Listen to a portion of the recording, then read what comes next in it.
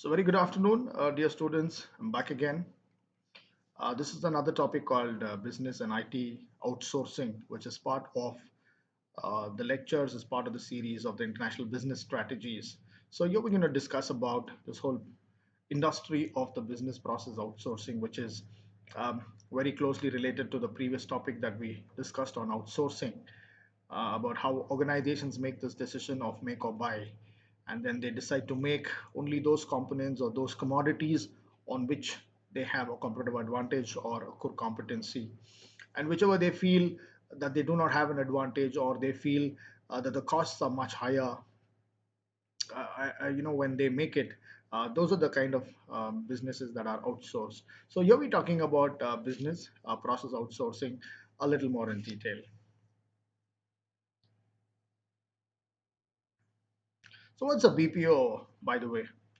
A business process outsourcing, as all of us understand, being from a country like India, we understand how in the last 15, 20 years, we largely benefited by this industry called the BPO, which is part of the IT, information technology enabled services, which is shortly called the ITES industry. So a BPO is a business process in which one organization hires another company to perform a task that a hiring organization requires for its own business to successfully operate.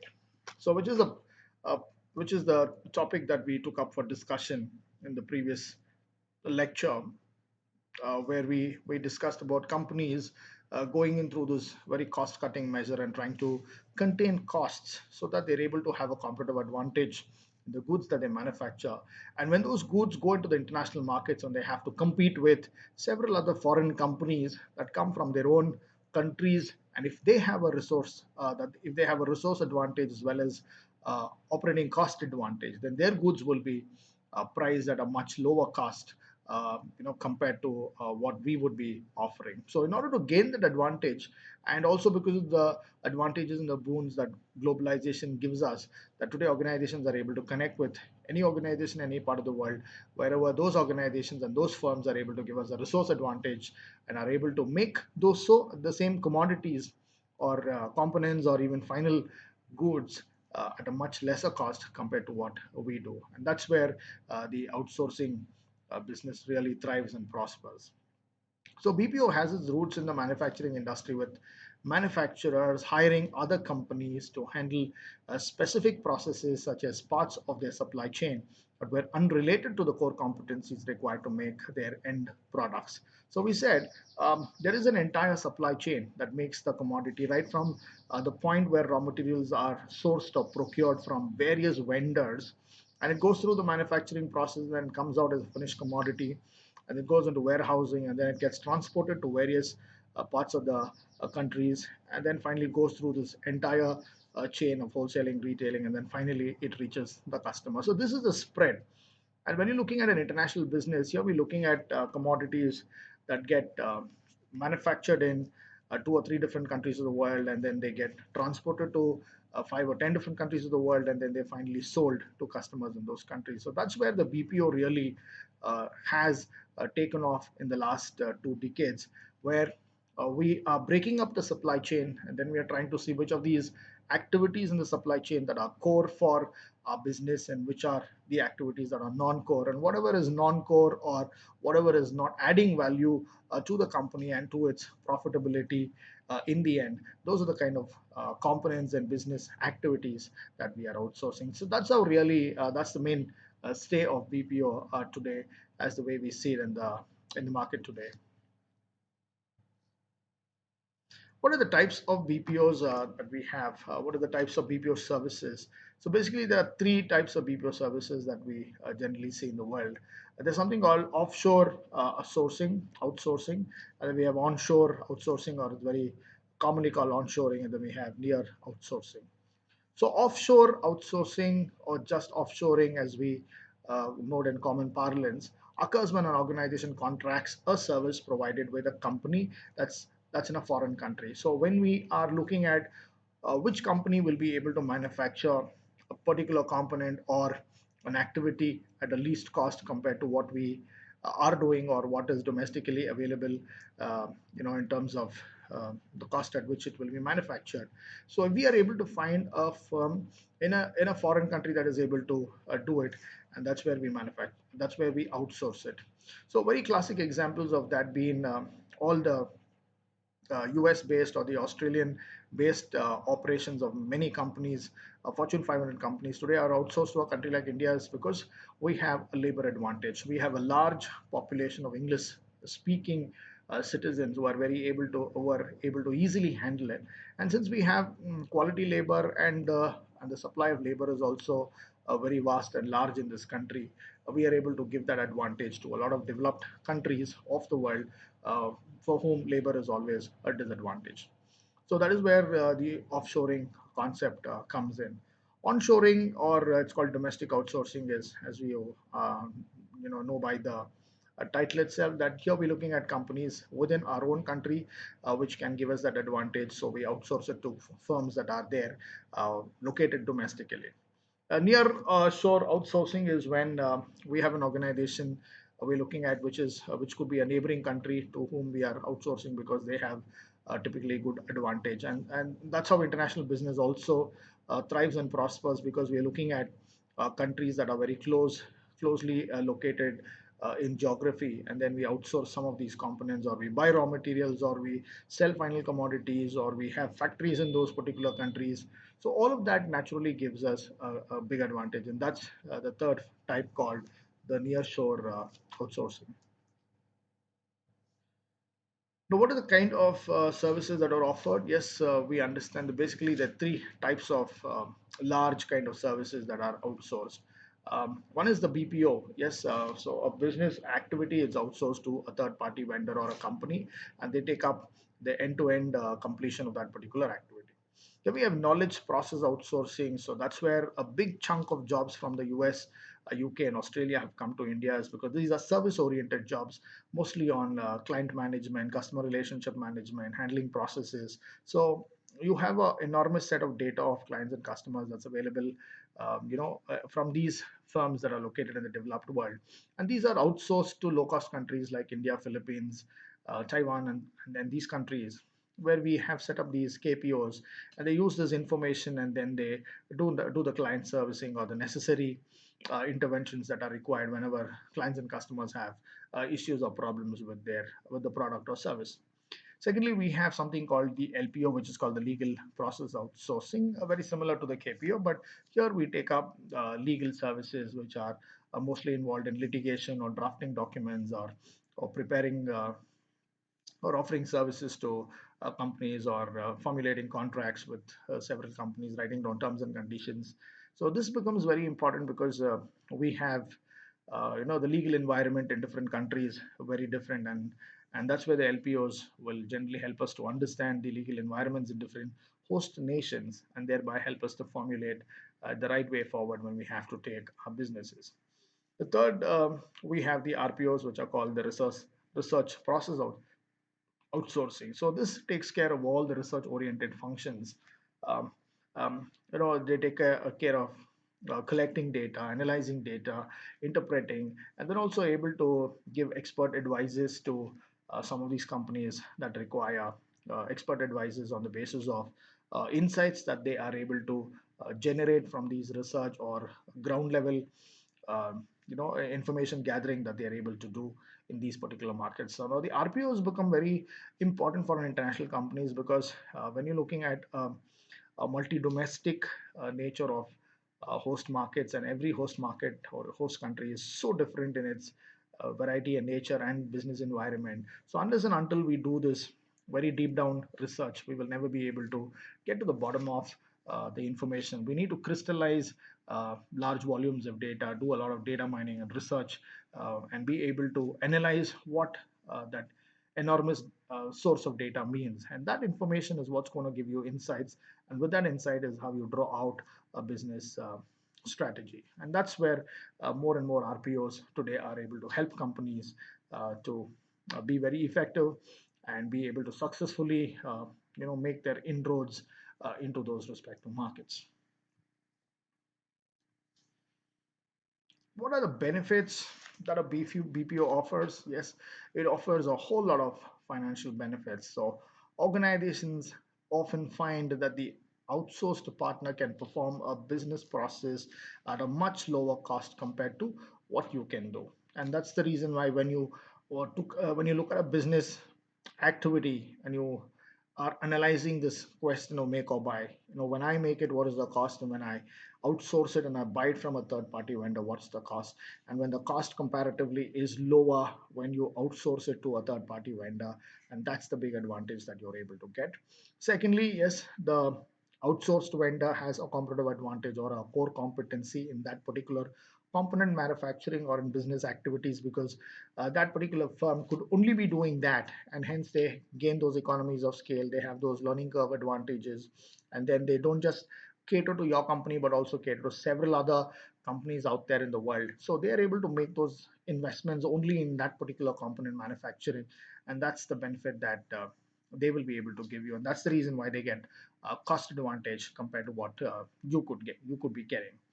And yes, the second advantage could be flexibility. BPO's contracts can allow organizations greater flexibility to adjust how it completes the outsourced business processes, allowing them to better react to changing market dynamics. And because if you take up the entire responsibility of developing a value chain and then also running the entire supply chain, it's going to be very difficult for you to uh, adapt to market changes and market conditions or taste and preferences of clients and customers, is because you've got to revamp the entire supply chain. So that's very difficult. But when you outsource it, what happens is you just have to take care of your business activity, and the outsource partner will just take care of the business activity. And since the outsource partners are specialists and they only concentrate on that particular business activity, then they will be experts when it comes to do that. So let me give you an example here. If you look at who's the best when it comes to you know developing and making microprocessors. So that's where you have Intel. Intel is the big name that you have in the market today. So every other device manufacturer today, a laptop manufacturer, a desktop manufacturer, depends on Intel today, because Intel is a component expert, is an ingredient expert, and they do all the right kind of investments and put in a lot of money, do a lot of research, and upgrade microprocessors to the next level. So you just have to HP or a Dell or Microsoft for that matter. Those are the companies. They just have to look at their own business activity and forget about microprocessing, because Intel will take care of it. So that's the kind of flexibility. So you work on your end of what's the next thing that you want to offer to the market, and then the component manufacturer will be able to do that.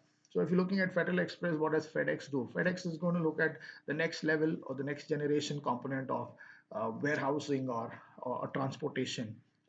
Bringing in artificial intelligence or using Industry 4.0 kind of trends into the market. So they will take care of warehousing. They will take care of transportation. So you don't bother much about that. You just concentrate on your business activity. So that's where you have businesses aligning with rest of the others in the supply chain, and they do their own respective um, growth strategies, keeping in mind the dynamics and the changes in the market. So that's where that flexibility gives you that kind of an advantage. Third, I spoke to you about competitive advantage. BPO definitely allows organizations to outsource those processes that aren't core to their business or missions. So, whatever is not core and whatever you think you are unable to do it and somebody else can do it better than you, so you outsource. Just like how HP and Dell decided that when it comes to microprocessors, there's nobody else better than Intel. And there is no point in competing with Intel, because Intel has already made deep investments and they are specialists when it comes to that. So you just don't worry about that. So you give the competitive advantage. So you tie up with the best in the world, whoever is the best in terms of that particular component or business activity in the world. Whoever is able to give you that kind of an advantage. So give it to them, tie up with them, and then you will be able to leverage the best of the benefits that they give to you, and it works out to be a very good win-win kind of a situation for everybody in the supply chain. Fourthly, higher quality and better performance. So, because core business of BPO providers is performing the specific processes they're hired to do so. So they are in theory able to focus on providing those processes at the highest level often with the greatest accuracy, efficiency, speed, but also with all those latest that is happening in their own respective ingredient or component industry. So they're going to bring in those kind of latest technologies, developments, advancements in their own business activity, and that definitely is going to add up to what you are doing in your business activity, and ultimately all of that can be um, given to the customer or the client, and the customer or the client will be able to see that greater value that you are able to generate through these outsourced activities in the supply chain.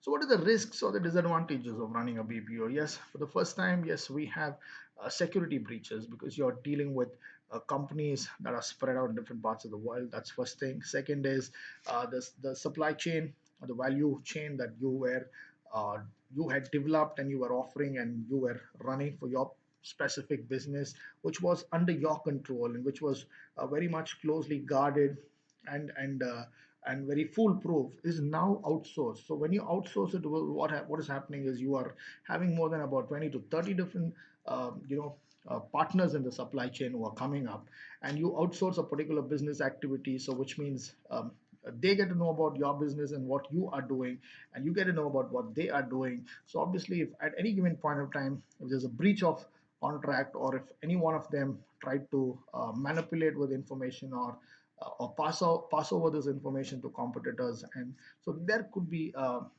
definite risks of security or information hacking and manipulation and so on, which could work for your which could work at your disadvantage. Secondly, there could be a lot of unanticipated or higher costs.